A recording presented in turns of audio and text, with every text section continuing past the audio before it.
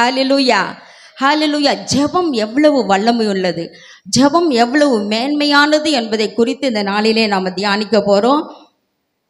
எடுத்துக்கொள்ளுங்க, 1 சாமுவேல் 1ஆம் அதிகாரம் ஒரு சில வசனங்களை நாம் வாசிப்போம். 1 முதல் 18 வரை வாசி. எப்ராயிம் மலை தேசத்தில் இருக்கிற சோப்பிம் எனப்பட்ட ராமதாயம் ஊரானாகிய ஒரு மனுஷன் இருந்தான். அவனுக்கு எல்கானா என்று பெயர். அவன் எப்ராயினாகிய சூப்புக்கு பிறந்த தோகுவின் குமாரனாகிய எலுகுவின் மகனான ஏரோகாமின் புத்திரன். அவனுக்கு 2 மனைவிகள் இருந்தார்கள். ஒருத்தி பேர் அன்னாள், மற்றவள் பேர் பெனினாள். எல்கானாவுக்கு 2 மனைவிகள் இருந்தாங்க. ஒருத்தி பேர் அன்னாள், இன்னொருத்தி பேர் பெனினாள். பெனினாளுக்கு பிள்ளைகள் இருந்தார்கள். பெனினாளுக்கு பிள்ளைகள் இருந்தார்கள், அன்னாளுக்கோ பிள்ளை இல்லை. அந்த மனுஷன் ஷீலோவிலே சேனைகளின் கர்த்தரை பணிந்து கொள்ளவும் அவருக்கு பலியிடவும் வருஷந்தோறும் தன் ஊரிலிருந்து போய் வருவான். அங்கே கர்த்தரின் ஆசாரியரான ஏலியின் 2 குமாரனாகிய ஒப்புனியும் பினகாசும் இருந்தார்கள். அங்கே எல்கானா பலியிடும் நாளிலே அவன் தன் மனைவியாகிய பெனினாளுக்கும் அவனுடைய எல்லா குமாரருக்கும் குமாரத்திகளுக்கும் பங்கு போட்டு கொடுப்பான். அன்னாளை சிநேகித்தபடியினால் அவளுக்கு இரட்டிப்பான பங்கு கொடுப்பான். கர்த்தரோ அவள் கற்பத்தை அடைத்திருந்தார். கர்த்தர் அவள் கற்பத்தை அடைத்தபடியினால் அவளுடைய சக்கலத்தை அவளை துக்கப்படுத்தபடியாக அவளை மிகவும் விசனப்படுத்துவாள். அவள் கர்த்தருடைய ஆலயத்துக்கு போகும் சமயத்தில் அவன் வருஷந்தோறும் அந்த பிரகாரமாய் செய்வான். இவள் அவளை மனமடி வாக்குவாள். அப்பொழுது அவள் சாப்பிடாமல் அழுது கொண்டிருப்பாள். அவள் புருஷனாகிய எல்கானா அவளை பார்த்து, அன்னாளே, ஏன் அழுகிறாய்? ஏன் சாப்பிடாதிருக்கிறாய்? ஏன் சஞ்சலப்படுகிறாய்? 10 குமாரரை பார்க்கிலும் நான் உனக்கு அதிகம் அல்லவா என்றான். சீலோவில் அந்த 5வது வசனத்தை வாசிங்க. அன்னாளை சிநேகித்தபடியால். யாரு சிநேகம் வச்சது அன்னாள் மேல? தன் கணவன் ரொம்ப நேசிப்பார். அண்ணா ஏன் ரொம்ப நேசிப்பார். குழந்தை இல்லையே, அவ எப்பயும் கவலையா இருக்காளே, அவளை ரொம்ப நேசித்தபடியினால் அவளுக்கு இரட்டிப்பான பங்கு கொடுப்பான். அவனுக்கு டபுள் ஷேர், எல்லாமே 2. மற்றவங்களுக்கு எல்லாம் 1 கொடுத்தாலும் இவளுக்கு எத்தனை கொடுப்பாராம்? 2. இவர் பங்கையும் சேர்த்து கொடுத்துருவாருன்னு நினைக்கிறேன். அந்த சக்கலத்துக்கு பெனினாளுக்கு தெரியாம நீ சாப்பிடுன்னு சொல்லுவாரோ என்னமோ தெரியல. அவ்வளவாய் நேசம் வைத்தால் கர்த்தரோ அவள் கர்ப்பத்தை அடைத்திருந்தார். பாருங்க, அப்ப சில காரியம் அடைப்பட்டதுன்னா யாரால? அது தேவனால கூட அடைப்பட்டிருக்கலாம். ஏன்னா தேவனுடைய நேசத்தை புரிந்து கொள்ளும்படியாக, தேவனுடைய அன்பை புரிந்து கொள்ளும்படியாக அவள் கர்ப்பத்தை என்ன நினைச்சுக்க அடைப்பட்டிருக்கு. அதே எல்கானாவு நிமித்தமாக பெண்ணினாளுக்கு குமாரத்திகள் 10 குமாரர்கள் இருந்தாங்க. ஆனா அன்னாளுக்கோ பிள்ளை இல்லாமல் இருந்தால் சீலோவிலே அவர்கள் புசித்து குடித்த இல்ல. அடுத்த வசனம், கர்த்தர் 7ஆம் வசனம். கர்த்தர் அவள் கற்பத்தை அடைத்தபடியினால் அவளுக்கு சக்கலத்தை அவளை துக்கப்படுத்தபடியாக அவளை மிகவும் விசனப்படுத்துவாள். அவள் கர்த்தருடைய ஆலயத்துக்கு போகும் சமயத்தில் அவன் வருஷந்தோறும் அந்த பிரகாரமாய் செய்வான். இவள் அவளை மனமடி வாக்குவாள். அப்பொழுது அவள் சாப்பிடாமல் அழுது கொண்டிருப்பாள். பாருங்க, ஒவ்வொரு வருஷமும் ஆலயத்துக்கு போகும்போதெல்லாம் அவன் என்ன பண்ணுவான்? அவளை நேசித்து எல்லா ஷேரிங் கொடுப்பான். ஆனா அந்த பிரகாரமாய் அவன் செய்வான். இவள் அவளை மனமடிவாக்குவாள். பெண்ணினால் அன்னாளை மனமடிவாக்குவாள். அப்பொழுது அவள் சாப்பிடாமல் அழுது கொண்டு இருப்பாள். சாப்பிடாம அழுதுட்டு இருப்பா. ஆனா ஆண்டோட வார்த்தை நமக்கு என்ன சொல்லுது? இனி நீ அழுது கொண்டீரா என்று சொல்லப்பட்டிருக்கிறது. ஹல்லேலூயா, ஹல்லேலூயா. அவள் புருஷனாகிய எல்கானா அவளை பார்த்து, அன்னாளே, ஏன் அழுகிறாய்? ஏன் சாப்பிடாதிருக்கிறாய்? ஏன் சஞ்சலப்படுகிறாய்? 10 குமாரரை பார்க்கிலும் நான் உனக்கு அதிகம் அல்லவா? எவ்வளவு நல்ல புருஷன் பார். ஆமேன். பாண்டியன் படத்தை மட்டும்தான் ஆமேன்னு சொல்றாரு. மற்ற புருஷன்மாருங்களாம் கம்முன்னு இருக்கீங்க. ஒரு நாள் நீங்க மனைவி சாப்பிட்டியான்னு கேட்டிருக்கீங்களா? அம்மா நீ சாப்பிட்டியான்னு கேட்டீங்களா? ஏன் அமைதியில் இருக்கீங்க? பாருங்க, 2 பேர் தான் சொல்றாங்க. 3 ரோல இருக்கிறவங்க. அவங்க அழகான நல்ல அன்பான புருஷன் பாருங்க. அவள் புருஷனாகிய எல்கானா அவளை பார்த்து, அன்னாளே, ஏன் அழுகிறாய்? ஏன் அழற? ஏன் சாப்பிடாது இருக்கிற? ஏன் சஞ்சலப்படுகிற? ஏன் சஞ்சலப்படுற? 10 குமாரரை பார்க்கிலும் நான் 10 பேரை பார்க்கல, நீ எனக்கு அதிகம் அல்லவான்னு சொல்லிட்டு அந்த மனைவி மார்க் எப்படி இருக்கும் பாருங்க. எவ்வளவு எல்லா பல்லுக்கு தெரியுது பாருங்க. எல்லாருக்கும் சந்தோஷமா இருக்கு பாருங்க. ஏன்னா அது ஒரு கணவனுடைய ஒரு ஆறுதலான வார்த்தை. அது அவ்வளோ எத்தனை பேர் இருந்தாலும் தன்னை நேசிக்கும் போது அது ஒரு பெரிய ஆறுதலா இருக்குது உலகத்துல கொடுக்கப்பட்ட. ஏன்னா ஆண்டோட வார்த்தை சொல்லுகிறது, மனைவியை பார்த்து உன்னுடைய அன்பு உன் புருஷனை பற்றி இருக்கும்னு சொல்லியிருக்கு. அப்போ இவள் என்னென்ன ஆறுதல் எங்கெல்லாம் இடத்துல எங்கேருந்து கிடைக்கணும்? என்னதான் தாய் தகப்பன் கொடுத்தாலும், என்னதான் ஊழியக்காரர்கள் கொடுத்தாலும், எத்தனை அன்பு கொடுத்தாலும் புருஷன் இடத்துலேருந்து எதை எதிர்பார்க்குறாங்க? நல்ல அன்பை எதிர்பார்க்குறாங்க. பூரண அன்பு கிடைக்காது, அது இயேசுக்கிட்ட தான் கிடைக்கும். அட்லீஸ்ட் என்ன பண்ணோம், புருஷன்மாருங்க மனைவியை கேட்கணும், நான் சாப்பிட்டேம்மா நீ சாப்பிட்டியா? நாம் மட்டும் ஹோட்டலில் போய் சாப்பிட்டுட்டு வீட்டுக்கு வெறுங்கையோடு வரக்கூடாது.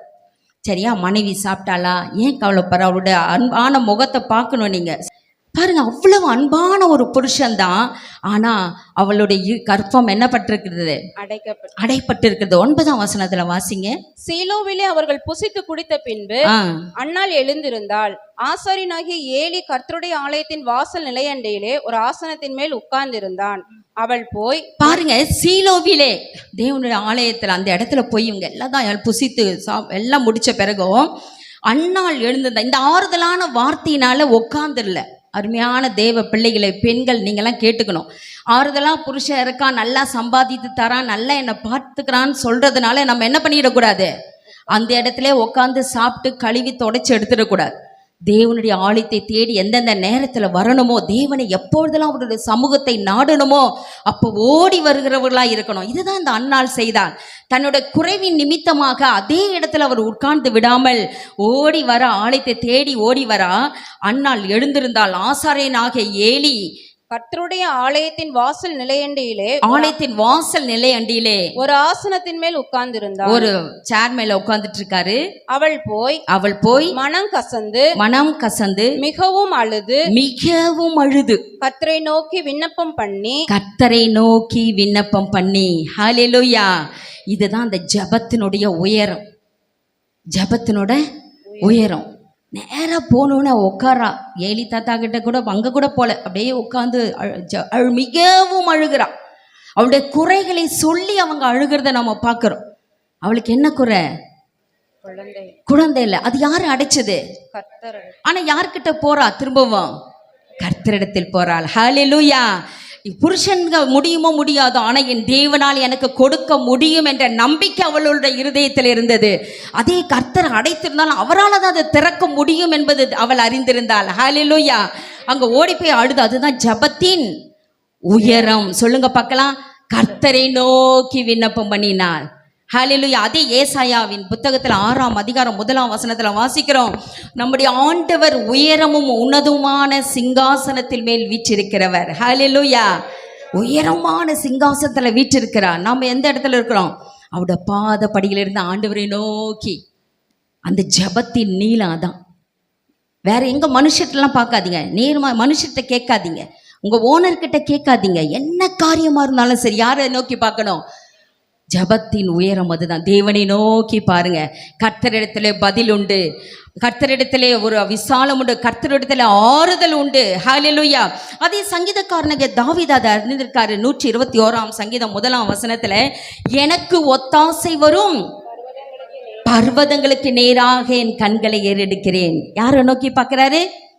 அதுதான் ஜபத்தின் நீளம். ஒத்தாசை வரும் பர்வதங்களுக்கு நேராக. பர்வதம் சின்னதா இருக்குமா பெருசா இருக்குமா? குட்டியா இருக்குமா ஹைட்டா இருக்குமா? ஹைட்டா இருக்கும். அதுதான் ஆண்டவர் சங்கீதக்காரன் நன்கு அறிந்திருந்தா. எனக்கு ஒத்தாசை வரும். அங்கதான் நமக்கு ஒத்தாசை இருக்கும், அங்கதான் நமக்கு ஆறுதல் இருக்கும், அங்கதான் நமக்கு ஜெயம் இருக்கும், அங்கதான் நமக்கு பதில் இருக்கும், அங்கிருந்து தான் நமக்கு ஆசீர்வாதங்கள் வரும். ஹல்லேலூயா. ஹல்லேலூயா. அதுதான் ஜெபத்தின் நீளம். அருமையான தேவனுடைய பிள்ளைகளை, இதுவரைக்கும் உங்க ஜெபம் கெட்டியே இருந்து கணவன் இடத்துல கேட்டுக்கிட்டே இருந்த, அல்லது மனைவி இடத்துல, அல்லது பிள்ளைகள் இடத்துல இங்கேயே கேட்டுட்டு இருக்கமானா, உங்களுடைய ஜபத்தின் உயரத்தை நீங்கள் அறிந்து தேவனை நோக்கி கேளுங்க. கர்த்தர் அதுக்கு பதில் அளிக்கிற தேவனாய் இருக்கிறார். ஹல்லேலூயா. ஹல்லேலூயா. அடுத்த வசனத்தை வாசிங்க. சேனைகளின் கர்த்தாவே, தேவரீர் உம்முடைய அடியாளின் சிறுமியை கண்ணோக்கி பார்த்து உம்முடைய அடியாளை மறவாமல் நினைத்தருளி உமது அடியாளுக்கு ஒரு ஆண் பிள்ளையை கொடுத்தா அவன் உயிரோடு இருக்கும் சகல நாளும், பாருங்க, அவன் உயிரோடு இருக்கும் சகல நாளும் நான் அவனை கர்த்தருக்கு ஒப்பு கொடுப்பேன். அவன் தலையின் மேல் சவரகன் கத்தி படுவதில்லை என்று ஒரு பொருத்தனை பண்ணினாள். ஹல்லேலூயா. அது ஜெபத்தின் அகலத்தை குறிக்கிறது. என்னன்னா, உயிரோடு இருக்கும் சகல நாளும். உங்க கையை இப்படி வைங்க பார்க்கலாம். அப்படியே இப்படி கொண்டு வாங்க. உயிரோடு இருக்கும் சகல நாள், இதுதான் அகலம். ஜபத்தின் சகல நாளும் நம்ம என்னைக்கு வரைக்கும் ஜீவனோடு இந்த உலகத்துல இருக்கிறோமோ அத்தனை நாட்களும் அவன் தலையின் மேல் சவரகன் பொருத்தனை பண்ணினாள். அவன் தலையில சவரகன் கத்தி படுவதில்லை என்று அவள் பொருத்தனை பண்ணினாள். ஒருவேளை நம்முடைய சில ஜபங்கள்ல நம்ம என்ன பண்ண வேண்டியதா இருக்கும்? பொருத்தனை ஜபம் என்று உண்டு. ஜபத்துல நிறைய காரியங்கள் உண்டு. ஆனாலும் பொருத்தனை ஜபம் என்பது ஒரு முக்கியமானது. உபவாச ஜபம், பொருத்தனை ஜபம், இப்படி அநேக ஜபங்கள். ஜபத்துல அநேக கேட்டகரிகள் இருக்கு. இதுல இவ சகல நாட்களிலும், அதுதான் ஜபத்தினுடைய அகலம்.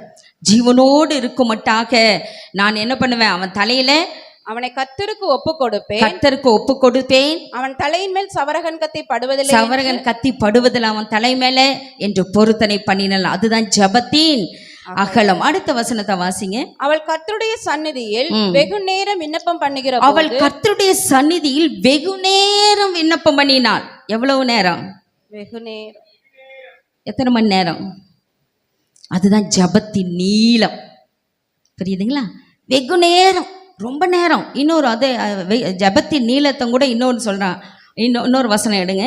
அதே 14ஆம் வசனம். அவளை நோக்கி, நீ எதுவரைக்கும் வெறித்திருப்பாய்? உன் குடியை உன்னை விட்டு விலக்கு என்றான். ஆமென். அதே அவளை நோக்கி ஏலி தாத்தா சொல்றாரு, எதுவரைக்கும் நீ வெறித்திருப்பாய்? அப்போ வெகு நேரம் அவள் ஜெபித்தாள். எது வரைக்கும் வெறித்திருப்பாள். எது வரைக்கும், இதெல்லாமே ஜபத்தின் நீளத்தை குறிக்கிறதான ஒரு வார்த்தை. எது வரைக்கும் நீ வெறித்திருப்பாய். இன்னொரு வசனம் கூட வாசிங்க, 16ஆம் வசனம். உம்முடைய அடியாளை பேலியானின் மகளாக எண்ணாதேயோ, மிகுதியான விசாரத்தினாலும் கிளேசத்தினாலும் இந்நேரம் மட்டும் விண்ணப்பம் பண்ணினேன். இந்நேரம் மட்டும், இந்நேரம் மட்டும். அதுதான் ஜபத்தின் நீளத்தை இங்க குறிக்கிறது. வெகு நேரம் அவன் விண்ணப்பிக்கிறான். வெகு நேரம் அவன் விண்ணப்பிக்கிறது மாத்திரமல்ல, அவளை அந்த ஏலி தாத்தா கேட்கிறாரு, எது வரைக்கும் நீ வெறித்திருப்பாய்? அப்ப அவளுடைய ஜபம் எவ்வளவு நீளம் இருக்க, சொல்ல முடியாத நீளமா இருக்கு. எவ்வளவு நேரம் தெரியல, எவ்வளவு நேரம் அவன் ஜெபம் பண்ணான்னு தெரியல. வெகு நேரம் என்று எழுதப்பட்டிருக்கிறது. அடுத்த வார்த்தை சொல்லுது, இந்நேரம் மட்டும் அவள் விண்ணப்பம் பண்ணினேன் என்று சொல்றா. இந்நேரம் மட்டும் நான் விண்ணப்பம் பண்றேன். ஏன்னா என் இருதயம் எப்படி இருக்கே, மன கிளேசத்தினால் நிறைந்திருக்கிறது. அவளுக்கு நேரம் போறதே தெரியல. ஆனா இன்னைக்கு நாம எப்படி ஜெபிக்கிறோம்? Sweet and short, short and sweet. ஓ, உல்டாவா சொல்லிட்டேனா? Short and sweet. அப்படியே எழும்புறோம். அது நம்ம வாலிப பிள்ளைகளுக்கு, சிறு பிள்ளைக்கு சொல்லவே வேண்டாம். ஜெபி ஜெபி ஜெபின்னா தான் டக்குன்னு ஒரு நிமிஷம் அப்படியே குப்புற விழுந்து, அது எங்க பார்க்கறதில்ல, வானத்தை நோக்கி பார்க்கறதில்ல, பூமியை நோக்கி பார்த்துக்கிறது. அப்படியே கீழே குப்புற விழுந்து பெட்லேயே ஒரு நிமிஷம் ஜெபம் பண்ணி, ஆண்டவரே இந்த நாளை காத்துக்கொள்ளுங்க. என்ன பண்ணுறான்னு கூட நமக்கு தெரியுதில்லை. கடகடன்னு 5 நிமிஷத்தில் பண்ணிட்டு போயிடுவோம்.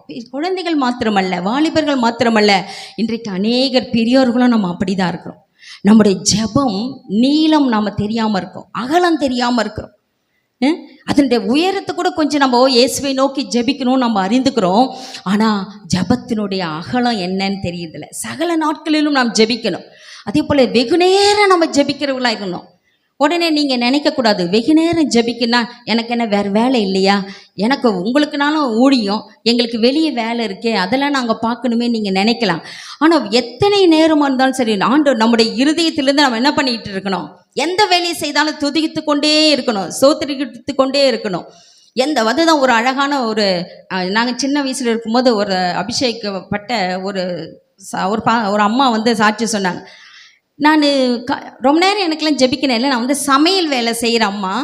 நான் என்ன பண்ணுவேன், இஞ்சி பூண்டு இதெல்லாம் அரைக்கும் போது என்ன பண்ணுவாங்களாம், அதை அப்போல்லாம் அம்மி தான், மிக்சி இல்லை, அப்படி தட்டுவாங்களாம். அவங்க சொன்ன சாட்சி பாருங்களேன்.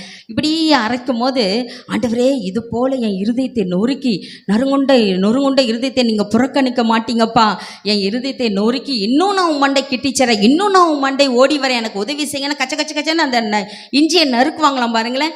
அப்படியே நல்லா நைஸாக அரைச்சி முடிச்சிருவாங்களாம். அப்போ எத்தனை நேரம் ஜெபிச்சிருப்பாங்க? முழங்கால் படியிடலை, முட்டி போடலை, ஸ்கார்ஃப் போடலை. ஆனால் என்ன பண்ணியிருக்காங்க? ஜெபிச்சிருக்காங்க. பாத்திரம் கழுவும்போது அப்படிதான், ஆண்டவரே இந்த பாத்திரத்தை ஆண்டவரே நான் எப்படி விளக்கி நல்ல க்ளீனாக மாத்திரணும், அது போல் என் இருதயத்தை சுத்தப்படுத்துங்கப்பான்னு. இதுதான் ஜெபம். புரியுதுங்களா? சின்ன ஜெபமாக இருக்கலாம். வழியில் நீங்கள் யாரையாவது பார்க்கலாம், வழியில் நீங்கள் பார்க்கும்போது என்ன பண்ணலாம், ஆண்டவரே இந்த ஆத்துமாவை ரட்சிங்கப்பா, ஆண்டவரே இவங்க வியாதி, ஏன்னா எத்தனையோ பேரை நம்ம அனுதினமும் பார்க்குறோம், இந்த வியாதியிலிருந்து இவர்கள் விடுதலை தாங்கப்பா, சோகமாக இருக்காங்களே அவங்களுக்கு ஒரு சந்தோஷத்தை தாங்கப்பான்னு சொல்லலாம். ஆனால் அவங்க நம்மளை ஆறுதல் படுத்துகிற மாதிரி நாம் எப்படி இருக்கிறோம் சொல்லுங்களேன்? நாம் அவங்களுக்கு சோகமாக இருக்கிறோம், அவங்க நம்மளை ஆறுதல் படுத்துகிற மாதிரி இருக்குது நிலைமை இல்லை. அப்படி இருக்கக்கூடாது. நம்ம வெகு நேரம் முழங்கால் பட்டுட்டு ஜெபிக்கலனாலும் அனுதினமும் நமக்கு கொடுக்கப்பட்ட அந்த சகல நேரத்தையும் ஆண்டவருக்கு அர்ப்பணித்து ஜெபிக்கும்போது கர்த்தர் எந்த நிமிஷத்தில் ஜெபிக்கிற ஜெபத்தையும் கர்த்தர் அங்கீகரிக்கிறார். ஹல்லேலூயா.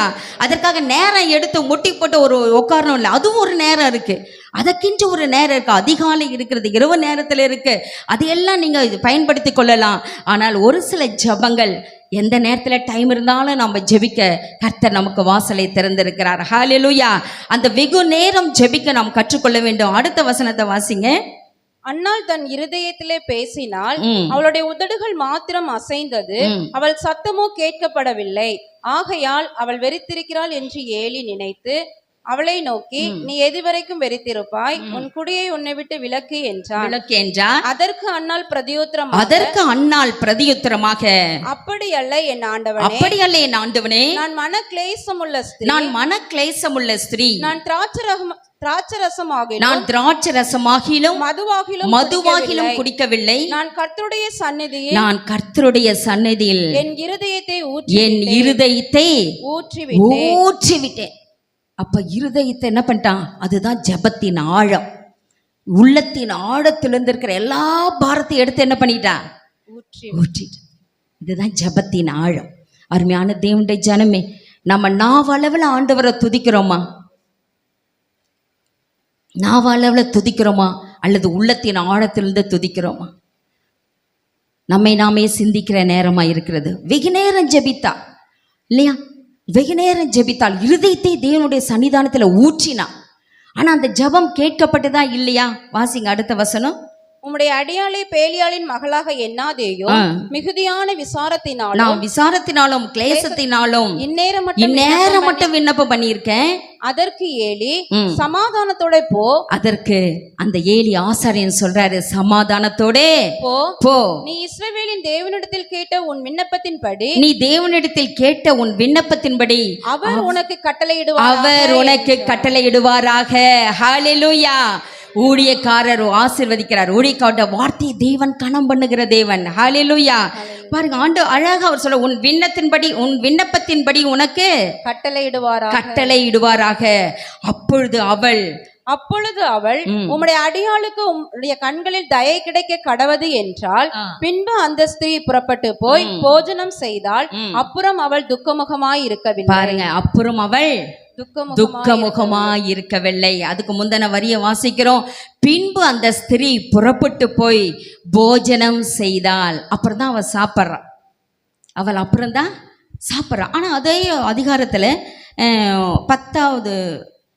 9வது வசனத்தை வாசிங்க. சீலோவிலே அவர்கள் புசித்து குடித்த பின்பு அன்னாள் எழுந்திருந்தாள். பாருங்க, அப்போ சீலோவில புசித்து குடித்ததெல்லாம் யாரு? அவர் குடித்ததுன்னா நீங்க வேற ஏதோ நினைச்சிடக்கூடாது, சரியா? யார் குடிச்சது? யார் புசித்தது? பெண்ணினால் எல்கானா கணவன், அவனுடைய 10 குமாரர்கள் எல்லாம் சாப்பாடு கொடுத்துட்டு வர்றது யாரு? வராவ அன்னாள். நல்லா தெரிஞ்சுங்க, அவளுக்கு குறைவுகள் இருக்கு, அவளுக்கு நிறைவான ஆசீர்வாதம் இல்லை. ஆனால் அவள் தன்னுடைய கணவனுக்கும் பெண்ணினால் பெற்ற 10 பிள்ளைகளுக்கும் எல்லாவற்றிற்கும் உணவு கொடுத்து விட்டு அப்புறம் அவள் அந்த இடத்தை விட்டு எழுந்து சீலோவுக்கு வருகிறாள். அதனால தான் அப்புறம் சொல்லப்படுது, அவர் புறப்பட்டு போய் திரும்ப அவ போஜனம் செய்ய, அப்புறம் தான் அவ சாப்பிட்றா. அப்ப அவ எப்படி ஜெபிச்சிருக்கா? எப்படி ஜெபிச்சிருக்கா? பின்னாடி இருக்கிறவங்க எப்படி ஜெபிச்சிருக்காங்க? அன்னாள் அம்மா எப்படி ஜெபிச்சிருக்காங்க? உபவாசத்தோடு ஜெபிச்சாங்க. பாரு, இந்த ஜெபத்துல பொருத்தனை ஜெபம் இங்க இருக்கிறது இல்லையா? ஜபத்தின் ஆழம் பார்த்தீங்கன்னா பொருத்தனை ஜபம் இருக்கு, இங்க உபவாச ஜபம் இருக்கு. அருமையான தேவனுடைய பிள்ளைகளை அநேக நேரங்களில் நம்ம ஜெபிப்பதுண்டு. ஆனால் சில நேரங்களில் பதில் பெறாமல் இருக்கும். அந்த பதில் பெறாமல் இருக்கிற அந்த சூழ்நிலையில் எதை வச்சு ஜெபிக்கணும்? நாம பொருத்தனையோடு ஜெபிக்கலாம், உபவாசித்து ஜெபிக்கலாம். நாம் இந்த கற்றுக்கொள்ள வேண்டிய பாடம் அதான். ஜபத்தின் நீளத்தை அறிந்து கொள்ள வேண்டும், ஜபத்தின் உயரத்தை நாம் தெரிந்து கொள்ள வேண்டும், ஜபத்தின் ஆழத்தை நாம் புரிந்து கொள்ள வேண்டும், ஜபத்தினுடைய அகலத்தை நாம் அறிந்து கொள்ள வேண்டும். ஜபம் ஒரு அழகான ஒரு பொருள். அதுக்கு உயரம் இருக்கு, ஆழம் இருக்கு, அகலம் இருக்கு, நீளம் இருக்கு. இதையெல்லாம் நாம் கற்றுக்கொண்டு இதையெல்லாம் நாம் தெரிந்து கொண்டு ஜெபிக்கும் பொழுது, பொருத்தனையோடு உபவாசத்தோடு ஜெபிக்கும் பொழுது நம்முடைய முகம் துக்க முகமாய் இருப்பதில்லை. அதாங்க அழகா ஊழிக்க. அப்புறம் அவள் துக்க முகமாய் இருக்கவில்லை. அவர் அதிகாலையில் எழுந்து கர்த்தரை பணிந்து கொண்டு ராமாவில் இருக்கிற தங்கள் வீட்டுக்கு திரும்பி போனார்கள். எல்கானா தன் மனைவியாகிய அன்னாளை அறிந்தான். கர்த்தர் அவளை நினைத்தருளினார். ஹல்லேலூயா. கரங்களை தட்டி கர்த்தருக்கு நன்றி சொல்லுமா. கர்த்தர் அவரை நினைத்திருக்கார். தேவன் உங்களையும் என்னையும் நினைச்சுக்கிட்டே இருக்கார். திடீர்னு ஒரு ஃபோன் நான் உங்களுக்கு பண்ணுறேன்னு வச்சுக்கோங்களேன், உங்களுக்கு எப்படி இருக்கும்? அப்போ எதுக்கு பாஸ்டர் பண்ணாங்க? இல்லை சிஸ்டர், உங்கள் ஞாபகமாகவே இருந்தது எனக்கு. இல்லை பிரதர், உங்கள் ஞாபகமாகவே இன்னைக்கு இருந்தது நான் சொல்லிட்டேன்னா உங்களுக்கு எப்படி இருக்கும்? ஆர்டினரி ஒரு லேடி, சாதா ஒரு சகோதரி, இல்லை உங்கள் சபைக்கு ஒரு பாஸ்டம்மா, நான் சொன்னவே அவ்வளோ சந்தோஷமா இருக்குன்னா, தேவாதி தேவன் சர்வ சிருஷ்டிகர் எல்லாவற்றையும் படைத்த ஆண்டவர் உங்களையும் என்னையும் நினைச்சிருக்காருன்னா எவ்வளவு மகா பெரிய பாக்கியம். ஹல்லேலூயா. அந்த தேவனை கரங்களை தட்டி கர்த்தருக்கு நன்றி செலுத்தலாமா? கர்த்தரோ அவளை நினைத்தருளினால் சில நாள் சென்ற பின்பு அன்னாள் கர்ப்பவதியாகி ஒரு குமாரனை பெற்று கர்த்தரிடத்தில் அவனை கேட்டேன் என்று சொல்லி அவனுக்கு சாமுவேல் என்று பெயரிட்டாள். கர்த்தரிடத்தில் அவனை கேட்டேன் என்று சொல்லி அவனுக்கு சாமுவேல் என்று பெயரிட்டார். ஹல்லேலூயா. கர்த்தர் அந்த ஜெபத்தை கேட்டாரா இல்லையா? ஜபத்தை கேட்டாரா இல்லையா? அவ கேட்டபடி ஒரு ஆண் குழந்தை, அவன் தான் அவன் சொல்றா, பொருத்தனை பண்றா, எனக்கு நீங்க ஆண்டவரே என் சிறுமி எண்ணி எனக்கு ஒரு ஆண் குழந்தைய கொடுத்துட்டீங்கன்னா சகல நாள் உங்ககிட்டயே நான் எடுத்தாந்து விட்டுருவேன். நான் ஆண்டவரே அவ மேல சவரன் கத்தி படுற போவதில்லை, அதை விட மாட்டேன், அதை அப்படியே கொண்டு வந்து என் பிள்ளைய உங்ககிட்ட கொடுக்குறேன்னு பொருத்தனை பண்றா பாருங்க. கர்த்தர் அந்த ஜபத்தை கேட்டார். ஹல்லேலூயா. அந்த அதே போல சாமுவேலை கொடுத்த. இன்னைக்கு அநேக நம்ம அப்படிதான், குழந்தை இல்லைன்னா சாமுவேல் பேர் வச்சிருப்போம். எத்தனை சாமுவேல் நம்ம சபையில் இருக்கிறோம்? கை தூக்குங்க பார்க்கலாம். பாருங்க எத்தனை சாமுவேல். நல்லா கையை தூக்குங்களேன். பாருங்க உங்களுக்கெல்லாம் எப்படி ஆண்டவர், அம்மா குழந்தை இல்லாமல் உங்களெல்லாம் ஆண்டவர் கொடுத்துருக்கார். ஆண்டவருக்குன்னு எந்த அளவு நம்ம பயன் பண்ணுறோம். இன்னும் நம்ம குடும்பத்துக்காக, மனைவிக்காக, பிள்ளைகளுக்காக, நமக்காகவே வாழ்ந்த இந்த காலத்தை முடிக்கக்கூடாது. சாமுவேல் என்கிற ஒவ்வொருவரும் சாமுவேலை போல தீர்க்கதரிசிகளாக மாறணும். ஹல்லேலூயா. தேவனுடைய ஊழியத்தை நிறைவேற்றுவர்களாய் மாறணும். ஹல்லேலூயா. நல்ல ஞாபகத்தில் வச்சுக்கோங்க. சாமுவேல் என்ற பெயர் மிகவும், குன்னூரில் இருக்கிற சாம்சாரும் உங்களுக்கு சாமுவேல்னு ஊழியம் செய்கிறதுக்கு தான் உங்கள் அம்மா அப்பா பேர் வச்சாங்க இல்லையா? பாருங்க, கையை தூக்க மாட்டார், மறைஞ்சிருக்கு. ஆனால் எனக்கு இங்கேருந்து கண்ணு தெரிஞ்சிச்சு. ஹல்லேலூயா. ஊழியக்காரன் ஆகணும்னு தான் கொடுத்தாங்க. ஆனால் ஊழியம் செய்கிறோமா? கர்த்தருக்காக ஏதாவது செய்கிறோமா? யோசிச்சு பாருங்க. சாமுவேல் என்கிற உங்களை இன்றைக்கு ஆண்டவர் அழைச்சிருக்கார். ஏதாவது ஒன்று உங்களால் என்ன முடியுதோ தேவனுடைய ஊழியம், உங்களுக்கு எந்த தாளந்தை கர்த்தர் தந்திருக்கிறாரோ அந்த தாளந்துகளை பயன்படுத்துங்க. அன்னாள் பொருத்தனையோடு ஜெபித்தார், கர்த்தரிடத்துல கொண்டு வந்து கொடுத்துட்டா. அது மாதிரி உங்கள் பெற்றோர் உங்களுக்கு அப்படி தான் வச்சுருப்பாங்க, இல்லை உங்கள் ஊழியக்காரர்கள் உங்களுக்கு அப்படி தான் ஒரு பொருத்தனையோடு வைத்திருப்பாங்க. அந்த காரியத்தை நிறைவேற்ற உங்களை அர்ப்பணிங்க. கர்த்தர் உங்களை ஆசீர்வாதமாக்குவார். ஹல்லேலூயா. நீங்கள் ஆசீர்வாதமாக இருப்பீங்க, அநேகருக்கு ஆசீர்வாதத்தை தருவீங்க. ஹல்லேலூயா. அநேகர் உங்கள் மூலமாக ஆசீர்வதிக்கப்படுவார்கள். கரங்களை தட்டி அந்த சாமுவேல்களுக்காக நன்றி செலுத்தலாமா? அப்படியே பேக்கில் வந்துட்டு பேக்கில் போகக்கூடாது, ஃப்ரண்ட்டுக்கு வரணும், முன்னாடி வரணும். பாடல் தாளந்தா பாருங்க. கொயர்ல தீபக்லாம் தம்பி நின்றுருக்கு. தம்பிக்கு இப்பதான் ரட்சிக்கப்பட்டு இப்பதான் ஞானஸ்நானம் எடுத்துருக்கு. எத்தனையோ பேருக்கு பாட தெரியும் ஆண்களுக்கு. ஏன்னா சனிக்கிழமை நீங்க வரமாட்டேங்கிறீங்க. இந்த கொயர் ரொம்ப மெலிஞ்சி பரிதாபமா இருக்கு. அது யூடியூப்ல போடவே பிள்ளைகள் வருத்தப்படுறாங்க. அப்படிதானப்பா ஜீவா? அப்படிதானே தினேஷ், மேஷா? ஒல்லி ஆயிட்டே போதுன்றாங்க. எல்லாருக்கும் தாளந்தல் இருக்குது, அதை பயன்படுத்துங்க. பிரதர் பிரவீன் பிரதர், நீங்கள்லாம் நல்லா பாடுகிறவர்கள், நீங்கள்லாம் முன்னாடி ஏன்னா இப்போ வாலிபர்களை விட எங்களுக்கு மேரேஜ் ஆன சகோதரர்கள் தேவை, திருமணமான பெண்கள் எங்களுக்கு தேவை கொயருக்கு. ஏன்னா வாலிப பிள்ளைகள் அவங்க வந்து இப்போ காலேஜ் படிக்கிறதால லேட்டாக வர்றாங்க. அவங்கள வைத்து நாங்களும் ட்ரை தான் பண்ணுறோம். நானும் ஃபஸ்ட்டு முக்கி திணறி எப்படியோ இழுத்துட்டு தான் வரோம். கிறிஸ்துமேட் சகோதரர் தம்பி அவங்களாம் நல்லா பாடுறவங்க. நீங்கள்லாம் சாட்டர்டே ஒரு ஈவினிங் வந்தீங்கன்னா எவ்வளவு பாஸ்ட்டுக்கு ஆறுதலாக இருக்கும், எவ்வளோ பாஸ்ட்டுக்கு சப்போர்ட்டாக இருக்கும்.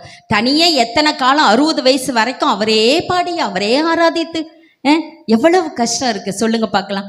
அதை நீங்கள் புரிந்து கொள்ள வேண்டும். தேவன் ஒவ்வொருவரையும் ஒவ்வொரு நோக்கத்தோடு அழைத்திருக்கிறார். தாளந்துகள் இருக்கிறவர்கள் நீங்கள் முன்பாக கடந்து வந்து உங்களை நாங்கள் ஓப்பனாக தரோம், நீங்கள் பயன்படுத்த நாங்கள் விரும்புகிறோம், முன்பாக வாங்க, ஜெபிங்க, எங்களோடு இசைந்து ஊழியத்தை செய்யலாம். 5000 ஆத்துமாக்களை நாம் சீக்கிரத்தில் பார்ப்போம். ஹல்லேலூயா, ஹல்லேலூயா. எல்லாரும் சொல்லுங்க. அதே போல நீங்க சங்கீதம் வாசிக்க எனக்கு தெரியல, நீங்க யார் யார் வாசிப்பீங்கன்னு தெரியல. திரும்ப ஒருத்தரையே நான் மாறி மாறி கொடுத்துட்டு இருக்கேன். அம்மா இந்த வாரம் நான் சங்கீதம் வாசிக்கிறேன்னு சொல்லுங்க. அழகா உங்க பேரை நான் கூப்பிட்றேன், வந்து சந்தோஷமா வாசித்துட்டு போங்க. கண்ணாடியெல்லாம் கொண்டு வந்துருங்க, நீங்களே உங்க ஸ்பெக்ஸை கொண்டு வந்துருங்க. ஏன்னா ஏதாகிலும் இந்த ஒரே ஒரு வாழ்க்கை தான், நல்லா தெரிஞ்சுக்கோங்க, இந்த ஒரு வாழ்க்கை தான். யாரெல்லாம் திரும்பி மனுஷனா பிறக்க போறீங்க? திரும்பவும் மனுஷனாவே இந்த உலகத்தில் பிறக்க போறேன்னு சொல்றவங்க யாராவது இருக்குமா? யாருமே இல்லை. பலத்தின் மிகுதியால் 80 ஆண்டு காலங்கள், இந்த 80 ஆண்டு காலம்தான் நம்ம வாழ முடியும் உலகத்தில். கர்த்தர் நம்மை கொண்டு என்ன செய்ய வைத்திருக்காரோ அவருக்காக ஏதாகிலும் ஒன்று செய்யணும்னு விரும்புகிறவங்க கரங்களை தட்டி கர்த்தருக்கு நன்றி செலுத்துங்க. கை தட்டின உங்களை எல்லாரையும் ஆண்டவர் பிடிச்சிக்கிட்டாரு. கை தட்டினவங்களை எல்லாரையும் ஆண்டவர் பிடிச்சிட்டார். ஆனால் ஏதாவது ஒன்று செஞ்சே ஆகணும். நீங்கள் உங்களால் என்ன முடியுதோ அதை செய்யுங்க. ஆண்டவருடைய ஊழியத்தை ஒன்று சேர்ந்து நாம் கட்டுவோம். ஹல்லேலூயா. பாருங்க, இந்த மற்ற புற மதஸ்தனர் புறஜாதிகள் எவ்வளவோ நம்மை காட்டில் எவ்வளோ ஒற்றுமையாக இருக்காங்க பார்த்தீங்களா? அந்த பண்டிகை நாட்கள் அவ்வளவு சந்தோஷப்படுறாங்க. அதுக்கு அடுத்தது அடிச்சுக்கிறாங்கன்னு வைங்க, வீம்பா அவ்வளவு செய்கிறாங்க. எதற்காக? பேசாத ஒரு தெய்வத்துக்காக. அவர்களுக்கென்று ஒரு ஸ்தலம் ஆயத்த பண்ணி வைக்கல இல்லையா? அவர்களுக்காக ஒரு தேவன் அவங்கள அழைச்சிக்கிட்டே இல்லை. ஆனால் நம்ம அழைத்திருக்கார், நமக்கு ஒரு கட்டுப்பாட்டுக்குள்ளே வைத்திருக்கிறார். ஆனால் நாம் என்ன பண்ணுறோம்? நம்ம கர்த்தருக்கு பயன்படாமல் அவர்களோடு இசைந்து தேவனை துக்கப்படுத்துகிறவர்களாக இருக்கிறோம். எனவே ஆண்டவர்கிட்ட சொல்லுங்க, ஆண்டவரே இனி என்னுடைய வாழ்க்கையில் போதும், உங்களுக்காக நான் ஏதாவது செய்ய அர்ப்பணிக்கிறேன்னு நீங்கள் இந்த ஸ்தலத்தில் நீங்கள் ஜெபிச்சுட்டு போங்க. உங்கள் ஜெபத்தை கர்த்தர் அங்கீகரிக்கிறவராக இருக்கிறார். ஹல்லேலூயா, ஹல்லேலூயா. அடுத்த ஒரு காரியத்தை கூட நம்ம வாசிப்போம்.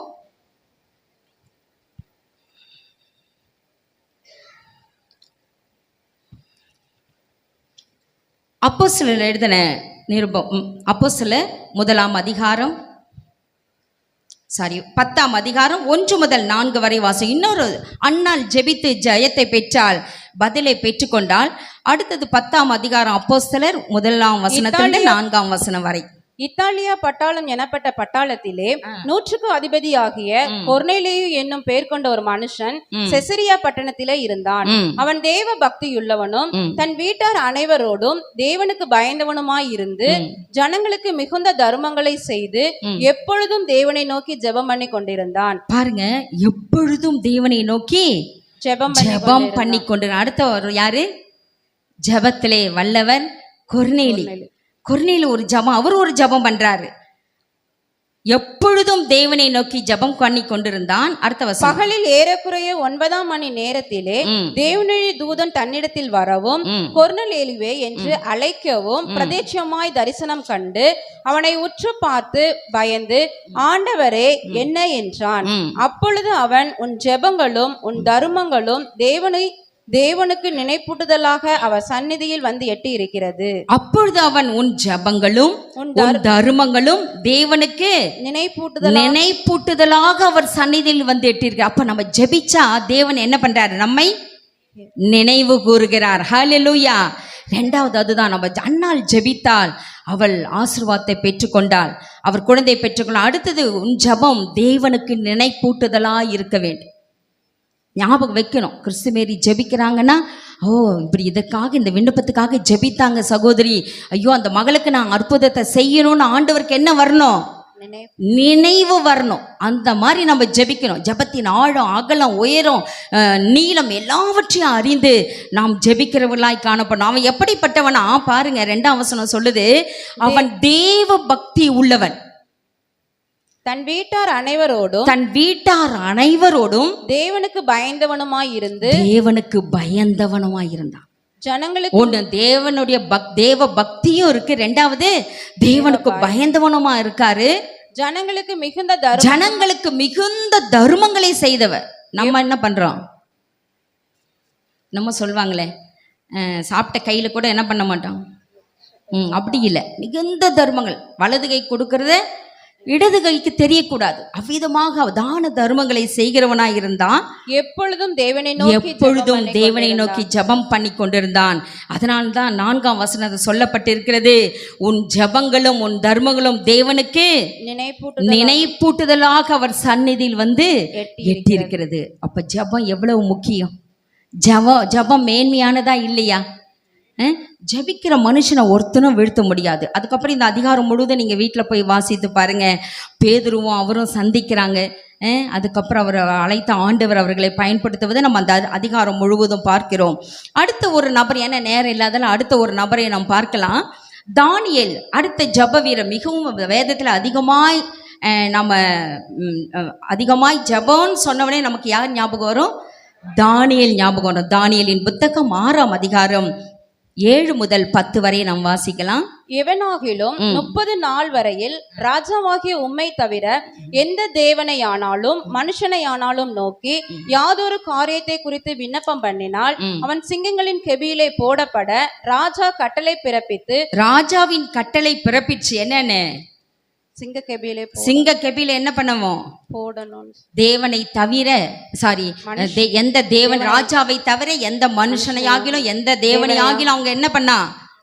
வணங்கனா, தொழுது கொண்டா அவங்க சிங்கத்தின் கெபின்னு சொல்லிட்டு ஒரு அறிக்கை வெளியிடப்பட்டது மாத்திரமல்ல, அதற்குரிய கையெழுத்தும் போடப்பட்டாச்சு. உறுதியான தாக்கீது செய்ய வேண்டும் என்று ராஜ்யத்தினுடைய எல்லா பிரதானிகளும் தேசாதிபதிகளும் பிரபுக்களும் மந்திரிமார்களும் தலைவர்களும் ஆலோசனை பண்ணி கொண்டிருந்தார்கள்.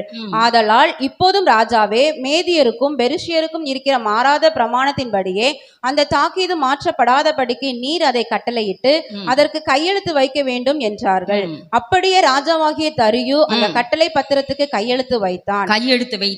தானியேலோ வென்றால் அந்த பத்திரத்துக்கு கையெழுத்து வைக்கப்பட்டதென்று அறிந்தும் தன் வீட்டுக்குள்ளே போய் தன் மேல் அறையிலே எருசலேமுக்கு நேராக பல கனிகள் திறந்திருக்க அங்கே தான் முன் செய்து வந்தபடியே தினம் 3 வேளையும் தன் தேவனுக்கு முன்பாக முழங்கால் படியிட்டு ஜெபம் பண்ணி ஸ்தோத்திரம் செலுத்தினான். ஹல்லேலூயா, ஹல்லேலூயா. பாருங்க, அழகா தானியேல் அழகா என்ன ஆபத்து. சிங்க கெபியில போடுறாங்கன்னா எவ்வளவு பெரிய பயம் இருக்கும். யோசித்து பாருங்க. நாளைக்கு உங்கள் வீட்டுக்கு போலீஸ் வருதுன்னா நம்ம இன்னைக்கெல்லாம் நைட் தூங்குவோமா? ஜஸ்ட் போலீஸ், அவர் ஒரு ஹியூமன், அவர் ஒரு மனுஷன்தான். அவர் வந்தால் இன்னைக்கு நைட்டெல்லாம் தூங்குவோமா நம்ம? ஐயோ நாளைக்கு ஏன் வரேன்னு சொல்லிச்சே, போலீஸ் வரேன்ட்டாங்களேன்னு அதே டென்ஷனாக இருப்போம். அதே நமக்கு ஸ்ட்ரெஸ் ஆகிடும். ஆனால் இங்கே அவ்வளவு காரியங்கள் நடந்தாலும் தானியேலோ வென்றால் அந்த பத்திரத்துக்கு கையெழுத்து வைக்கப்பட்டது என்று அறிந்த போதிலும் தன் வீட்டுக்குள்ளே போய் தன் மேல் அறையிலே எருசலேமுக்கு நேராக பல கனிகள்னா என்ன? ஜன்னல்கள் திறந்திருக்க. நாம எப்படி ஜெபிப்போம்? இப்படி ஒரு கட்டளை பிறந்துருச்சு ராஜாவாலன்னா எப்படி ஜெபிப்போம்? சத்தம் போடாதீங்க, பக்கத்தில் டிஸ்டர்ப் ஆகிடும், கதவை மூடுங்க, இல்லையா? கதவை மூடுங்க, ஸ்தோத்திரம் மெதுவாக பண்ணுங்க, மௌனமாக அபிஷேகத்தில் நிறைங்க அப்படின்னு சொல்லுவோம். ஆனால் இவர் என்ன பண்ணாரு? கதவை திறந்துட்டார். யார் பார்த்தா என்ன? ஏன் தேவனை நான் ஆராதிக்கிறேன். ஏன்னா அவர் ஜபத்தின் உயரத்தை அறிந்தவர். பலகணிகளை திறந்து பரலோகத்தின் தேவனை நோக்கி அவர் தான் முன் செய்து வந்தபடியே தினமும் 3 வேளையும் தன் தேவனுக்கு முன்பாக முழங்கால் படியிட்டு ஜெபம் பண்ணி ஸ்தோத்திரம் செலுத்தினான். ஹல்லேலூயா. நம்ம யாருக்கும் தெரியக்கூடாதுன்னு கதை ஜன்னல், ஆண்டவரே என் சூழ்நிலை உங்களுக்கு தெரியும்ப்பா, இப்படி ஒரு கட்டளை பிறந்துச்சுப்பா, நான் உயிரோடு வாழ விரும்புகிறேன்ப்பா. நம்ம ஜெபம் அப்படி தான் இருக்கணும். ஆனால் நான் மெதுவாக ஜெபம் பண்ணுறப்பா, ஜன்னலெல்லாம் சாத்திக்கிறேன்ப்பா, 3 வேளை ஜெபிக்கலப்பா, 3 வேளை என்னால் முடியாது, ஒரு வேளை மட்டும் ஜெபிக்கிறமான்னு யார்கிட்ட எக்ஸ்கியூஸ் கேட்போம்? ஆண்டவர்கிட்டே கேட்போம். ஆனால் தானியேலோ வெஞ்சால் அப்படி இல்லை. ஹல்லேலூயா, ஹல்லேலூயா. தானியேலுக்காக ஒரு கரங்களை தட்டுங்க பார்க்கலாம். எவ்வளவு நல்ல ஒரு மனுஷன் பாருங்க. அதனால தான் ஆண்டவர் அந்த சிங்க கெபியிலிருந்து அவரை தப்புவிக்கிறார். அருமையான தேவனுடைய ஜனமே, தான் முன் செய்து வந்தபடியே நம்ம செய்தாலும் சரி, இன்றைக்கு ஒரு காரியம் நம்ம மாறணும். ஆண்டவரே, இது வரைக்கும் நான் 2 வேளை ஜெபம் பண்ணியிருக்கேன், இன்னைக்கு எத்தனாவது வேளை ஜெபிக்க போகிறேன்? 3 வேளைங்க. பாருங்க, இஸ்லாமியர்கிட்ட இருக்கிற பக்தி இன்னைக்கு யார்கிட்ட இல்லை? நம்மக்கிட்ட இல்லை. இருக்கா? அவங்களுக்குன்னு இருக்க. நாங்கள் ட்ரெயினில் ஒரு முறை குஜராத்துக்கு இங்கேருந்து நானும் பாஸ்டர், அப்போது ஐசக் இல்லை, நானும் பாஸ்டர் மட்டும் ஊழியத்தை நிமித்தமாக குஜராத் சென்றோம். எங்களுடைய இதுவில் கேபினில் ஒரு இஸ்லாமியர் ஒரே ஒரு சகோதரர் தான் இருந்தாங்க. ஆனால் நாங்கள் 2 பேர் இருக்கோம். எல்லாம் பேக் பண்ணி அவங்களும் ஃபுட்டு கொண்டு வந்தார், நாங்களும் கொண்டு போனோம். அந்த ஒரு நேரம் வந்த உடனே அந்த தரையில் தன்னுடைய டவலை விரிச்சிட்டு, அவர்கிட்ட கேப் இல்லை, அந்த குல்லா போட்டிருப்பாங்க அது இல்லை, ஆனால் ஒரு கர்ச்சீஃப் எடுத்து கட்டிட்டு அப்படியே முட்டி அந்த அவங்களுடைய பொசிஷனில் அந்த முட்டி போட்டு அவங்க ஜெபிச்சாங்க பாருங்க.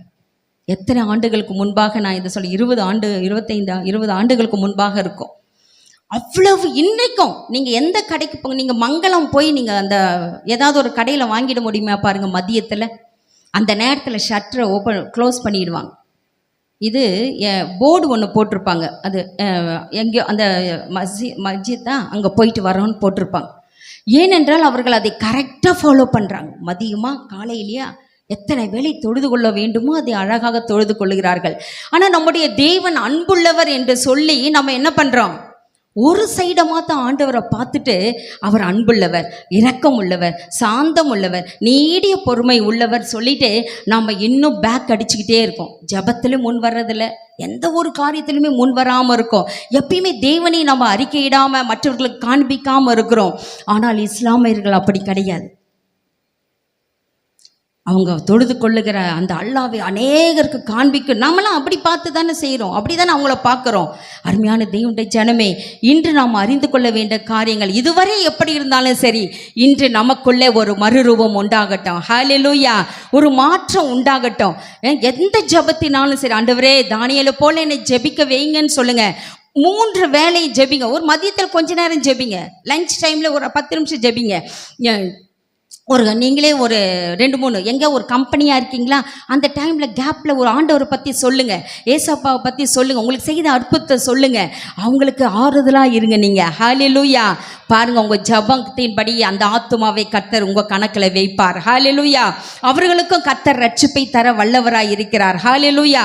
பாருங்கள், இந்த தானியேல், கொர்நேலியு, அன்னாள், இவங்க 3 பேருமே அந்த ஜபத்தின் ஆழம் அகலம் எல்லாவற்றையும் அறிந்தவர்கள், உயரம் நீளத்தை அறிந்தவர்கள். ஹல்லேலூயா.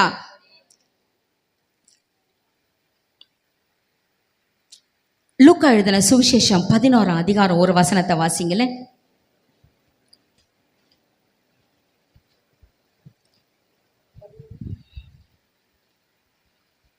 லூக்கா 11:1.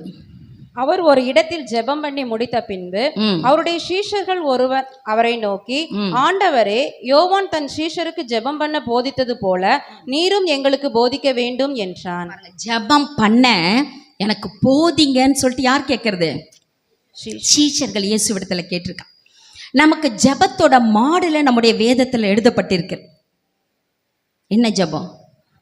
பரமண்டல இருக்கிற எங்கள் பிதாவே. எத்தனை பேருக்கு அது தெரியும்? ஆமென். பரமண்டல இருக்கிற எங்கள் பிதாவே உம்முடைய நாமம். அது அந்த ஜெபத்தினுடைய மாடல் நமக்கு கொடுத்துருக்காரு. ஆனால் மற்ற வேதத்துல மற்ற யாருக்குமே அது கொடுக்கல. உங்களுக்கு எனக்கு தான் தேவன் வேதத்தில் கொடுத்துருக்கார். ஆனால் நம்ம அந்த மாடலை மட்டும் பார்க்குறோம். ரோட்டில் எப்படி நம்ம மாடல் ட்ரெஸ்ஸு கடையில் தொங்குறத பார்த்துட்டே போயிடுறோம் பாருங்க. இந்த கடைக்குள்ளே உள்ளே போய் நுழைஞ்சாதான் நம்ம வாங்க முடியும். அப்படி மாடலை பார்த்தா இது நல்லா தான் இருக்குது, இது அழகாக தான் இருக்குது, இது சூப்பராக இருக்குது, இந்த கலர் நல்லா இருக்குது, இந்த டிசைன் நல்லா இருக்குது, எல்லாம் நல்லா இருக்குன்னு சொல்லிட்டு அப்படியே வீதியில் போன மாதிரி தான் இந்த ஜெபத்தினுடைய மாடல் ப்ரேயரை நம்ம பார்த்துட்டு சொல்லிட்டு போயிடுறோம். ஆனால் அதை நம்ம அனுபவிக்காமல் இருக்கிறோம். இன்றைக்கு உணர்வடைங்க. ஆண்டவரே, எனக்கு ஒரு மாடல் நீங்கள் வைத்திருக்கீங்கப்பா, அதுபோல் நான் ஜெபிக்க எனக்கு ஜெப ஆவியை ஊற்றுங்கன்னு கேளுங்க. கர்த்தர் இந்த நாளிலே ஒவ்வொரு மீதும் ஜெப ஆவியை ஊற்ற வல்லமுள்ளவராக இருக்கிறார். நம்ம அடிக்கடி நம்ம பாஸ்டர் செய்தியில் சொல்லுவதுண்டு, ஏன்னா இந்த மாம்சமோ பலவீனமானது, ஆவியோ உற்சாகம் உள்ளது. மாம்சத்தில் நம்ம என்ன பண்ணுறோம், ஜெபிக்கலான்னு நினைக்கிறோம். 5 மணிக்கு ஜெபிக்கலாம், 6 மணிக்கு ஜெபிக்கலாம், அல்லது இந்த 40 நாள் கூட்டத்தில் ஒரு நாளாவது நம்ம போகலாம் காலையில் நினைக்கிறோம். நைட்டில் எத்தனை பேர் நினைக்கிறீங்க? அது கூட 4-5 பேர் தான். அது நினைவு கூட இல்லாமல் இருக்கிறாங்க, கையை கூட தூக்க மாட்டாங்க. அந்த நினைப்பு எங்களுக்கே எதுங்க, நாங்கள் எங்கே ஜெபிக்கணும், நான் சுகமாக இருக்கோம், நல்லா இருக்கோம் அப்படின்னு. ஆனால் ஒரு வியாதி நம்மை தொட்டா இரவெல்லாம் தூங்க முடியாது, பகலெல்லாம் தூங்க முடியாது. நம்முடைய பணங்கள் எல்லாம் ஹாஸ்பிட்டல் போயிடும். ஒரு சின்ன டிசீஸ் வந்தால் போதும், ஒரு வியாதி நம்மளை அண்டனா போதும். ஆனால் அந்த தேவன் நம்ம எவ்வளவு சுகபத்திரமாய் வைத்திருக்கிறார், எவ்வளவு ஆரோக்கியமாய் வைத்திருக்கிறார். ஒரு வண்டி ரிப்பேர் ஆனால் எத்தனை செலவு இருக்குது, எல்லா பணமும் அங்கே போயிடும். நம்ம வண்டி ரிப்பேர் ஆனால் போதும், சும்மா ஒரு கல்லில் மோதி நம்ம சாஞ்சா போதும், எல்லாம் வீணா ஓடி ஓடி உழைத்து என்ன பலனை கண்டோம். எத்தனை பேர் நம்ம 4 மாடியில் வீடு கட்டியிருக்கோம் சொல்லுங்க பார்க்கலாம். ஓடி உழைச்சிக்கிட்டே இருக்கும், எல்லா பிரயாசங்களும் நமக்கு வீணாக தான் போயிட்டுருக்கு. ஏன்னா நமக்காக ஒரு ஸ்தலத்தை தேவன் ஆயத்தப்படுத்தி வைத்திருக்கிறார். அந்த ராஜ்யத்துக்கு நம்ம போகணும்னா நம்ம பிரசங்கிப்பதனால அல்ல, ஆராதிப்பதினால அல்ல, பாடுவதனால அல்ல, அநேக பாடல்களை எழுதுவதினாலே அல்ல, நாம் ஜெபித்து நம்மை நாம் பரிசுத்தமாக்கி கொள்வதினாலே நமக்காக ஆயத்தம் பண்ணின அந்த ராஜ்யத்தை நாம் அடைய முடியும். ஹல்லேலூயா, ஹல்லேலூயா, ஹல்லேலூயா. அந்த ராஜ்யத்தை அடையணும்னா இந்த உலகத்திலே நம்ம ஜெபிக்கணும். உலக ஆசீர்வாதமும் ஜெபித்தினால்தான் பெற்றுக்கொள்ள முடியும். அன்னாள் ஜெபித்தால் அழகாக பெற்றுக்கொண்டாள், பிள்ளையை பெற்றுக்கொண்டாள். தானியேல் ஜெபித்தார், அழகாக அந்த கட்டுகள் எப்படி எதிரிகளின் சிங்கம் எதிரியோட யானை சிங்கத்துக்கு வாய்க்கு கர்த்தர் அவரை தப்புவித்தார், காப்பாற்றினார். அவ்வளவு வல்லமுள்ள தேவனை ஆராதிக்கிற நாம் ஏனோ தானோ என்று நம்முடைய வாழ்க்கையை நாம் கழித்து விட முடியாது. ஹல்லேலூயா.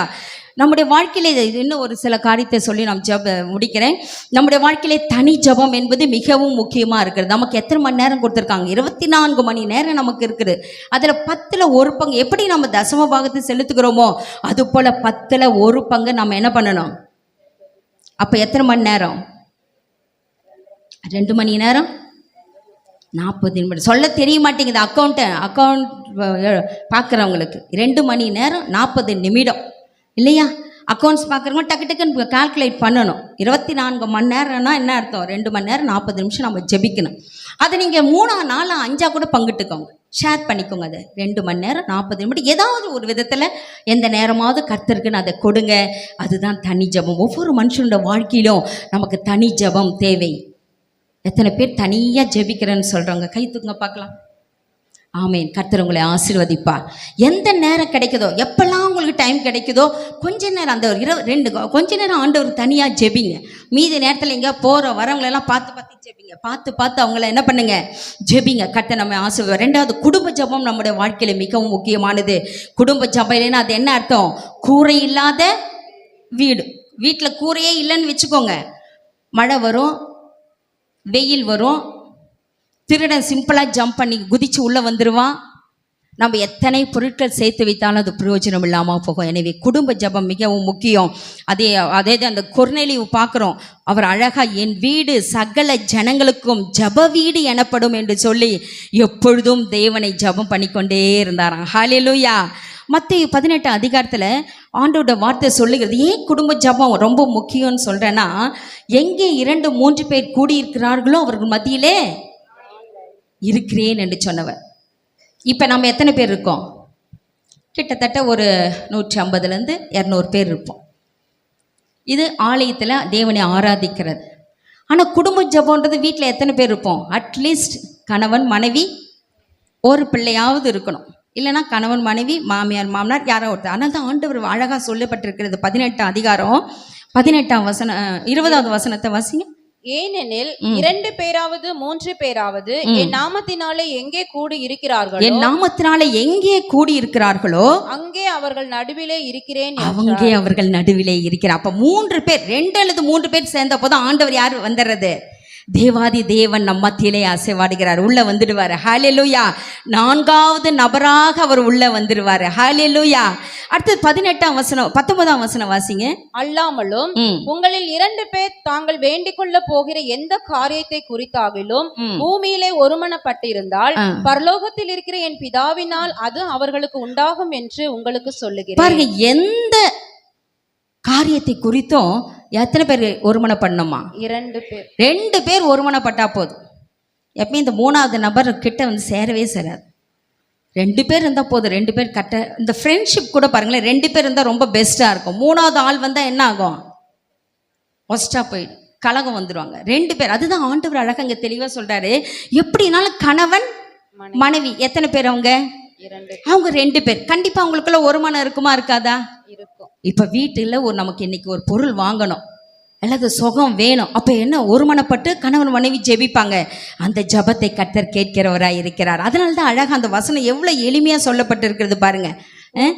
உங்களில் 2 பேர் 2 பேர் தாங்கள் வேண்டிக் கொள்ள போகிற எந்த வேண்டிக்கிறோமோ அதை குறித்து ஒருமனப்பட்டா பரலோகத்தில் இருக்கிற என் பிதாவினால் பரலோகத்தில் இருக்கிற என் பிதாவினால் அது அவர்களுக்கு உண்டாகும் என்று உங்களுக்கு சொல்லுகிறேன். ஹல்லேலூயா.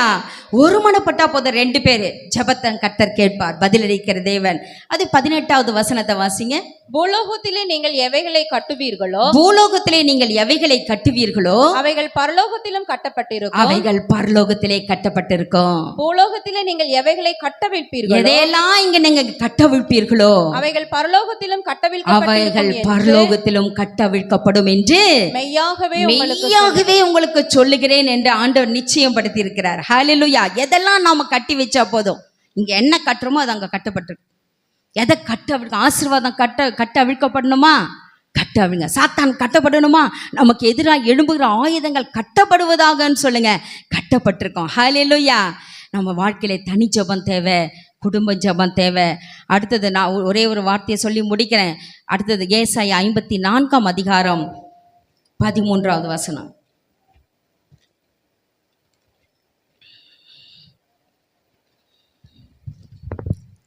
எல்லா ஜெபங்களிலும் பிள்ளைகளுக்காக ஜெபிக்க மறவாதீங்க. பிள்ளைகள் எல்லாரும் கர்த்தரால் போதிக்கப்பட்டிருப்பார்கள்.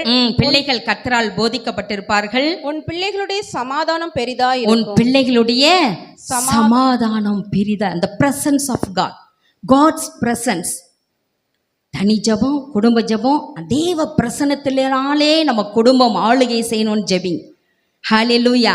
ஏன்னா ஒரு பானையில் ஒரு சின்ன ஓட்டை எங்கேயாவது நமக்கு தெரியாமல் இருந்தாங்க என்ன ஆகும்? எவ்வளவு தண்ணி ஊற்றி வச்சாலும் கசிவாயிடும், எல்லாம் வெளியேறிடும்.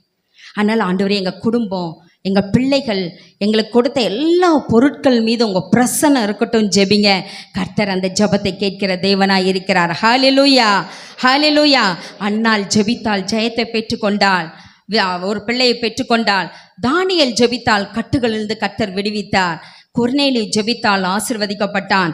ஆபிரகாம் ஜெபித்தார், குழந்தைக்காக கர்த்தர் ஈசாக்கை தந்தார். மோசே இஸ்ரவேலை வழிநடத்தும்படியாக அழகாக வனாந்தரத்தில் வழிநடத்தும்படியாக ஜெபித்தார். அதே போல அழகாக பகலிலே மேக ஸ்தம்பத்தினாலும் இரவிலே அக்கினி ஸ்தம்பத்தினாலும் கர்த்தர் அவர்களை வழிநடத்தி வந்தார். சாலமோன் ஞானத்திற்காக ஜெபித்தார். அந்த ஜெபம் ஏறெடுக்கப்பட்டு சமஸ்த எல்லா இஸ்ரவேல் ஜனங்களையும் வழிநடத்த இந்த சிறு பையனுக்கு கர்த்தர் ஞானத்தை தந்தார். அது தேவனுக்கு உகந்த ஜபமாக இருந்தது. ஹல்லேலூயா. அருமையான தேவனுடைய ஜனமே, நம்முடைய ஜபம் எப்படிப்பட்டதாக இருக்கிறது? எல்லாம் எழுப்பி நின்று நம்ம ஜபிக்கலாமா? ஆண்டவரே, ஜபத்தின் ஆவியை எனக்கு ஊற்றுங்கப்பா. இவ்வளவு நேரம் நான் எத்தனையோ நேரங்கள் நான் வீணாக செலவு பண்ணியிருக்கிறேன். மற்றவர்களிடத்தில் பேசியே என் நாட்களெல்லாம் நான் கழித்திருக்கிறேன்ப்பா. என்னை தயவாய் மன்னிங்கன்னு சொல்லுங்க. நம்முடைய பலத்தினால் அல்ல, தேவ ஆவி நமக்குள்ளாக இருந்ததுன்னா அதிகாலையிலே தேடுவோம், மதியத்திலே தேடுவோம், இரவிலே தேடுவோம். ஓ ஹல்லேலூயா. அந்த ஜப ஆவியை எனக்கு ஊற்றுங்கன்னு சொல்லுங்க. கர்த்தர் ஜப ஆவி இந்த காலை வேளையில ஊற்ற வல்லமுள்ளவராய் இருக்கிறார். Thank you Jesus. Thank you Jesus. தாவீது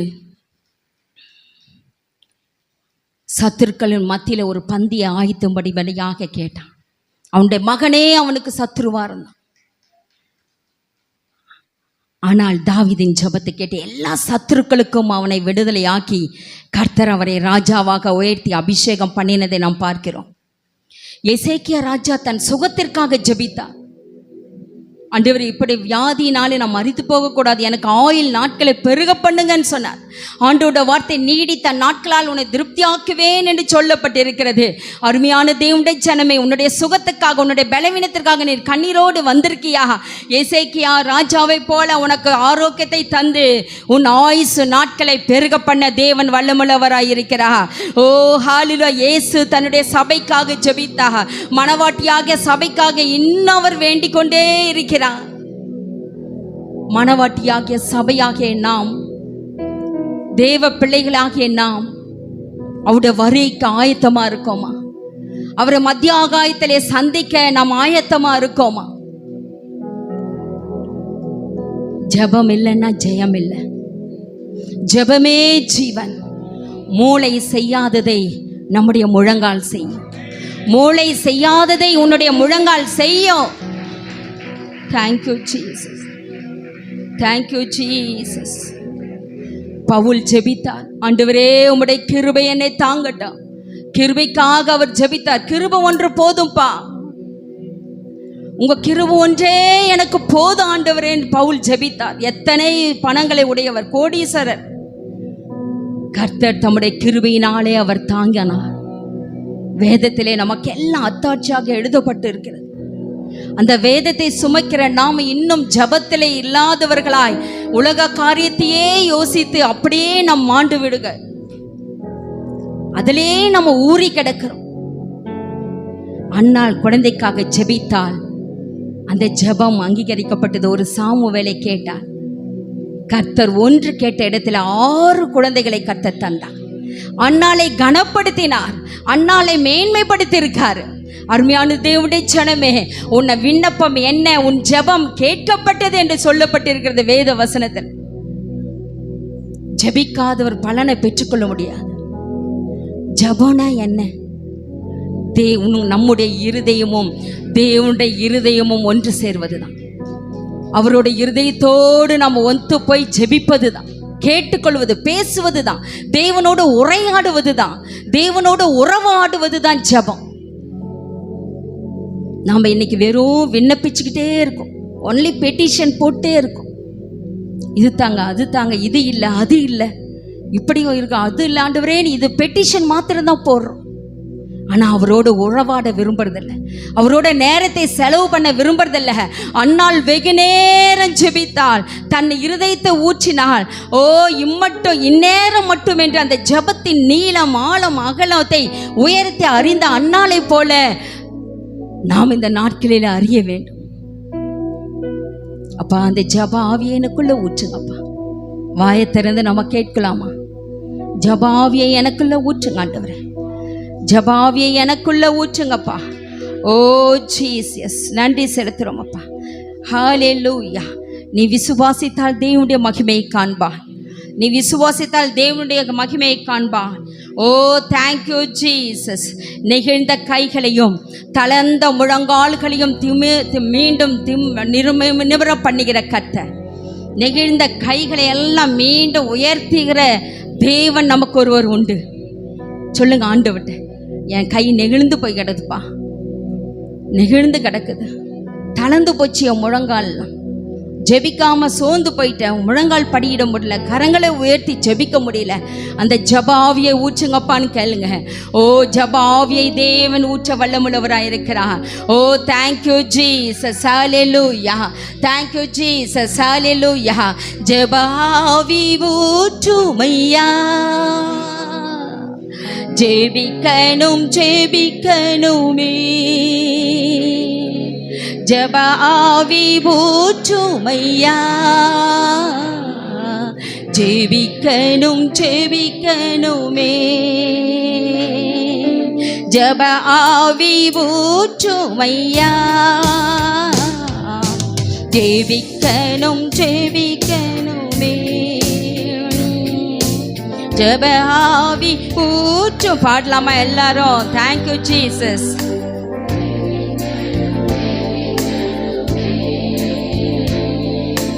உபவாசித்து உடலை வெறுத்து, உபவாசித்து உடலை வெறுத்து ஒவ்வொரு நாளும் ஜெபிக்கணுமே, ஒவ்வொரு நாளும் நான் ஜெபிக்கணுமே. ஜெப ஆவி ஊற்றுமையா,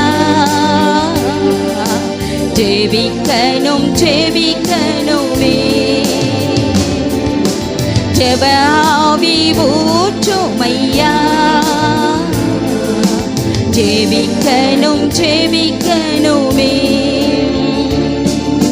ஸ்தோத்திர பலி விண்ணப்ப ஜெபம், ஸ்தோத்திர பலி விண்ணப்ப ஜெபம் எந்நேரமும் நான் ஏறெடுக்கணும்.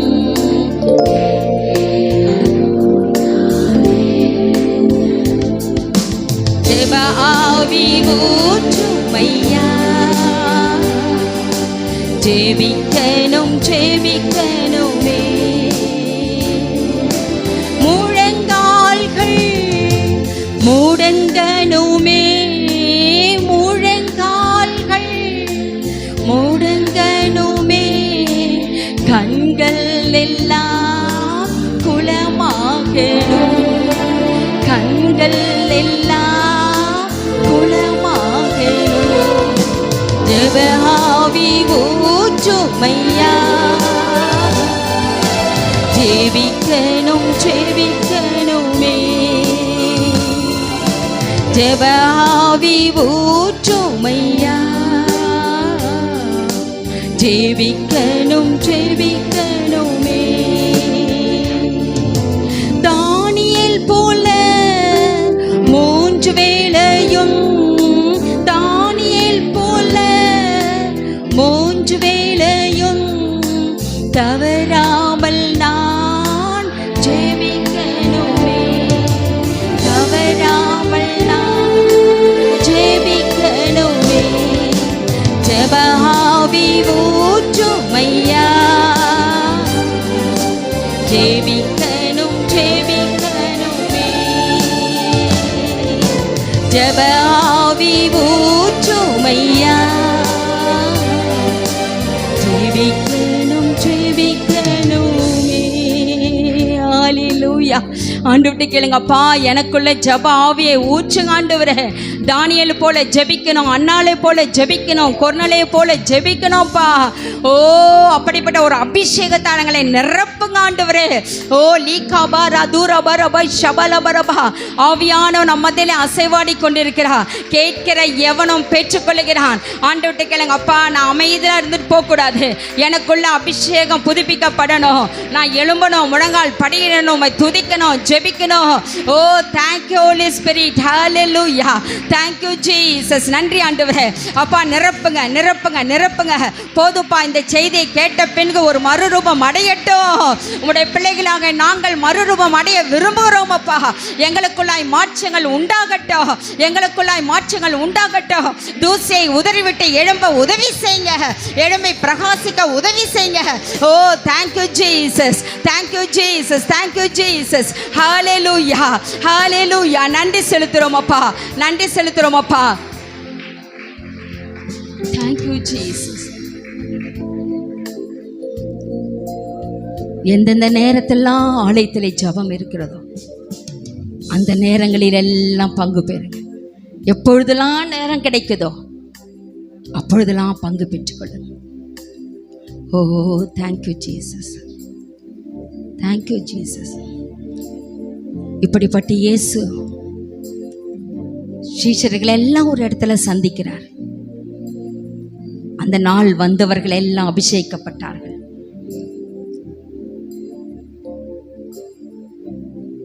ஆனால் தோமா அன்றைக்கு வரல, அன்றைக்கு அவர் பங்கு பெறல அந்த ஜபத்தில். மீண்டும் 8 நாட்கள் கழித்து தான் அந்த ஒரு கூடுகையில் கலந்து கொண்டார். அன்னைக்கு அவர் பார்த்து அபிஷேகிக்கப்பட்டார். அவர் தான் இன்னைக்கு இந்தியாவிலே மிஷினரியாக இருக்கார். ஒரு சீஷன் நம்முடைய இந்தியாவுக்கு வந்தான்னா அது தோமா தான்.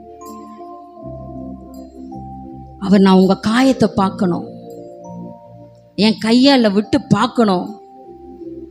சிலுவையில் அறையப்பட்ட இயேசு நீங்க தானா? நான் அப்படி சந்தேகத்தோடே பார்த்தா அந்த கூடுகையில் கலந்து கொள்ளாததுனாலே அவர் 8 நாட்கள் பின்தங்கி அவர் அபிஷேகப்பட வேண்டிய சூழ்நிலை வந்தது. ஆவியானவரை பெற்றுக்கொள்ள வேண்டிய நிலைமை அவருக்கு வந்தது. எப்பொழுதெல்லாம் உங்களுக்கு நேரம் இருக்கிறதோ, எந்த கூடுகளெல்லாம் நீங்கள் கலந்து கொள்ள முடியுமோ ஆலயத்தினுடைய ஜபத்தில் பங்கு பெறுங்க. கர்த்தர் நம்மை ஆசீர்வதித்து பெருக பண்ண வல்லமுள்ளவராய் இருக்கிறார். உன்னை வாளாக்காமல் தலையாக்க வல்லமுள்ளவராய் இருக்கிறார். ஆலயத்தை நேசிக்கிற உங்களை, ஊழியக்காரர் நேசிக்கிற உங்களை, ஊழியக்காரர் குடும்பத்தை நேசிக்கிற உங்களை கர்த்தர் கைவிட மாட்டா. நான் உன்னை விட்டு விலகுவதில் உன்னை கைவிடுவதில்லை என்று சொன்ன கர்த்தர், ஹல்லேலூயா, நம்மோடு கூட அவர் வாசம் பண்ணி கொண்டிருக்கிறார். நம்முடைய தேவைகளை எல்லாம் கர்த்தர் சந்திக்கிறவராய் இருக்கிறார். ஒரு நாளும் நம்மை அவர் மறந்துவிட அவர் மனுபுத்திரம் அல்ல. அவர் நம்மை அன்றாட நினைக்கிற தேவனாய் இருக்கிறார். Thank you Jesus. தொடர்ந்து ஜபத்திலே அனுதினமும் நம்ம அநேக நேரங்களை செலவிட்டு ஜெயத்தை பெற்றுக்கொள்வோமாக. அன்பின் பரலோக பிதாவை, இம்மட்டுமாய் நீர் ஆண்டவரே எங்களோடு இடைப்பட்டீர். எங்களுக்கு உணர்வுள்ள இருதயத்தை தந்தீங்க. எத்தனையோ நாட்கள் நாங்கள் வீணாய் செலவு செய்திருக்கிறோம். எத்தனையோ நேரங்கள் எங்கள் சொந்த செலவினாலே ஆண்டவரே உண்மை நாங்கள் மறந்துவிட்ட நாட்கள் உண்டு அப்பா. இப்பொழுது கூட ஒரு விசை நாங்கள் சபையாக எங்களை நாங்கள் தாழ்த்துகிறோம், எங்களை அர்ப்பணித்திருக்கிறோம் ஐயா. இந்த ஜப ஆவி எங்களை நெருக்கி ஏவட்டும். அதிகாலை உம்மை தேட உதவி செய்யுங்க. அதிகாலையிலே தேடுகிறவன் கண்டடைகிறான் என்று சொல்லப்பட்டிருக்கிறது. அனுதினமும் காலையிலே உம்மை தேடி ஆண்டவரே உம்மை அனுதினமும் நாங்கள் தரிசித்து நடக்க கர்த்தர் நீர் எங்களுக்கு அனுக்கிரகம் செய்வீராக. வியாதி பலவீனத்தோடு உடைய பிள்ளைகள் வந்திருந்தா பூரண ஆண்டவரே சுகத்தோடு உடைய பிள்ளைகளை கர்த்தர் நீர் அனுப்புவீராக. மறுரூபப்படுத்தி உடைய பிள்ளைகளை கர்த்தர் நீர் அனுப்புவீராக. வருகிற வாரம் முழுவதும் அவர்கள் ஜெபித்து ஜெயத்தை பெற்றுக்கொள்ள ஹல்லேலூயா, எல்லா சத்துருவின் கைக்கும் அவர்களை ஆண்டவரே நீர் விலக்கி பாதுகாத்துக் கொள்ள வேண்டுமா உடைய கரத்தில் தருகிறோம் ஐயா. நீரே பொறுப்பெடுத்துக் கொள்ளுங்க, வழி நடத்துங்க, ஆசீர்வதிங்க. எல்லா துதிகன மகிமை உமக்கே செலுத்துகிறோம். இயேசுவின் மூலம் ஜெபிக்கிறோம் எங்கள் நல்ல பிதாவே, ஆமென் ஆமென். என் ஆத்துமாவே கர்த்தரை ஸ்தோத்திரி, என் முழு உலகமே பரிசுத்த நாமத்தை ஸ்தோத்திரி. என் ஆத்துமாவே கர்த்தரை ஸ்தோத்திரி, கர்த்தர் செய்த சகல உபகாரங்களையும் மறவாதே. ஆமென். ஹல்லேலூயா, ஹல்லேலூயா, ஆமென். கர்த்தர் நல்லவர்.